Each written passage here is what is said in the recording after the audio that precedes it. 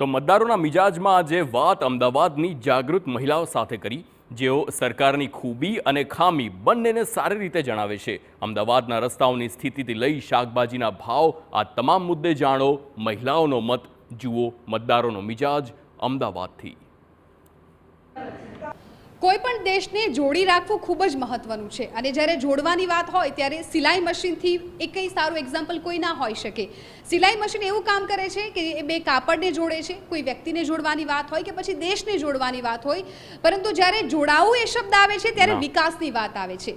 ત્યારે આજે કેટલી બહેનો અમારી સાથે જોડાઈ ગઈ છે કે જેઓ અહીંયા આ સિલાઈ મશીન કેવી રીતે ચલાવવું એ શીખી રહ્યા છે અને એ બહેનો પાસેથી જાણવું છે કે એમના માટે નેતા કેવા હોવા જોઈએ, કેવા નેતા એમને જોઈએ છે કે જે પોતાના દેશને જોડીને રાખે, પોતાના ગુજરાતને જોડીને રાખે અને એક વિકાસની રાહ પર તમામને લઈ જાય।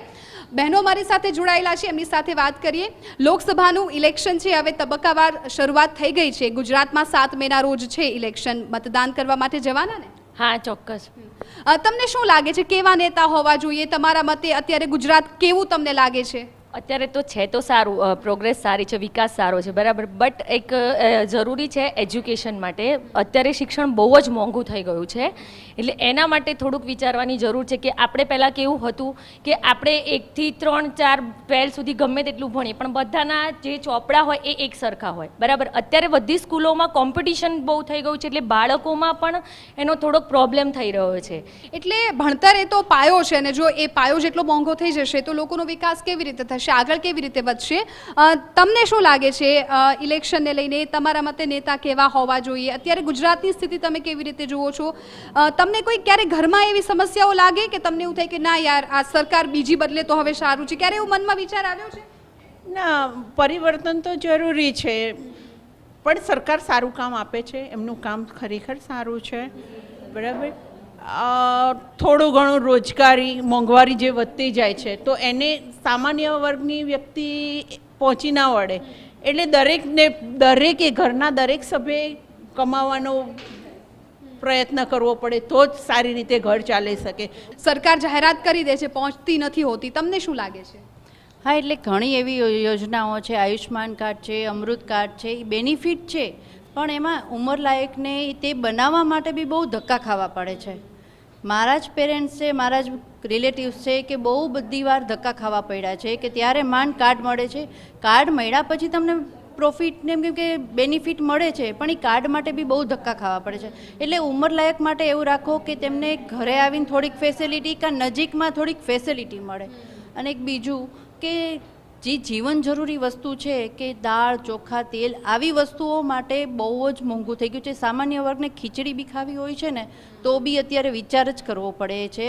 એટલે યોજનાઓ મળી રહી છે, વિકાસ થઈ રહ્યો છે, પરંતુ ક્યાંક મોંઘવારી છે એ સૌથી મોટો પ્રશ્ન બધાને લાગી રહ્યો છે। તમે શું માનો છો?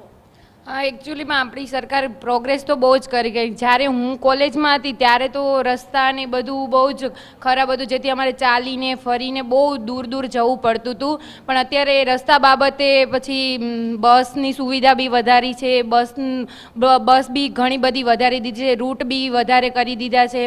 પછી એકચ્યુઅલીમાં અત્યારે મેટ્રો આવી તો ટાઈમનો તો બહુ જ સારો ઉપયોગ થાય છે, એમ કે ટાઈમ વધારે ખરાબ નથી થતો, જવામાં પહોંચી શકે એવી રીતના BRTS બસ બી ઘણી બધી સરકારે વધારી છે। એ બાબતે તો બધી સારી પ્રોગ્રેસ કરે। રસ્તા બી જ્યાં ડેવલપ કરવાની જરૂર હતી એ પછી બ્રિજ બી નવા બનાવ્યા તો જવા આવવામાં બહુ ઓછો ટાઈમ બગડે છે, એ બાબતે તો સારું કર્યું છે બધું। એટલે છેલ્લા 10 વર્ષથી એક જ સરકાર રહી છે, તમને શું લાગે છે કે 10 વર્ષમાં કેટલા પરિવર્તન આવ્યા છે?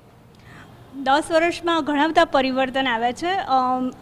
મોંઘવારી નો ડાઉટ વધી છે, પણ આજકાલ જોઈએ તો ડેવલપમેન્ટ પણ આ સરકાર ઘણું બધું સારું કર્યું છે।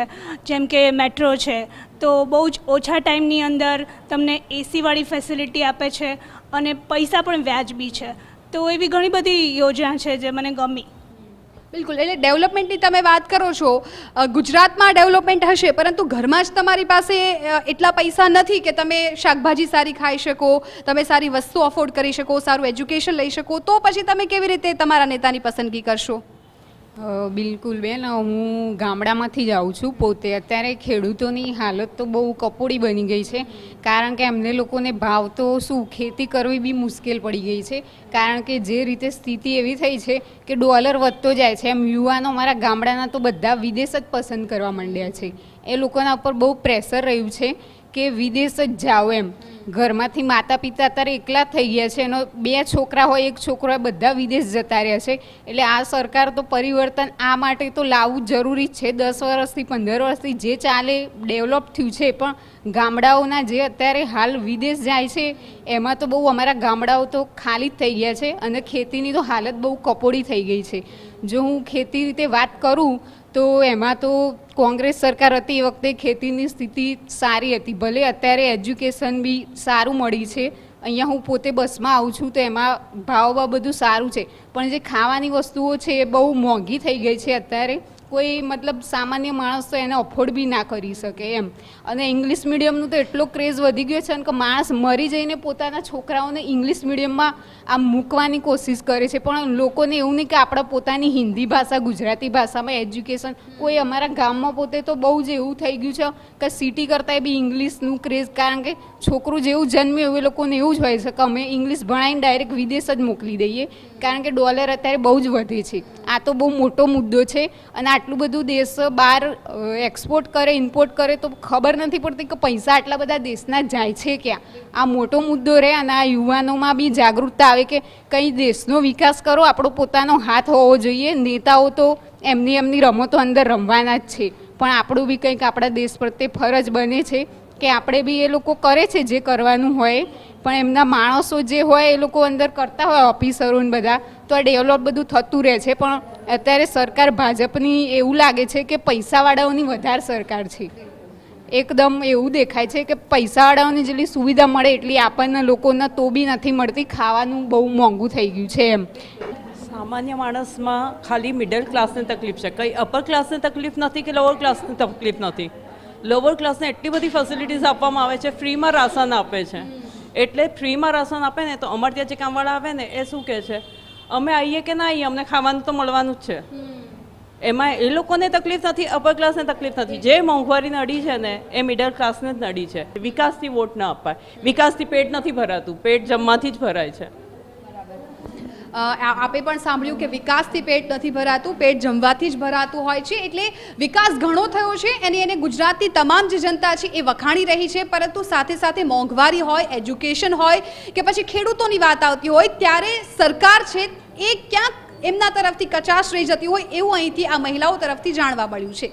મનીષ ત્રિવેદી સાથે હું જિજ્ઞાસા, TV9 અમદાવાદ.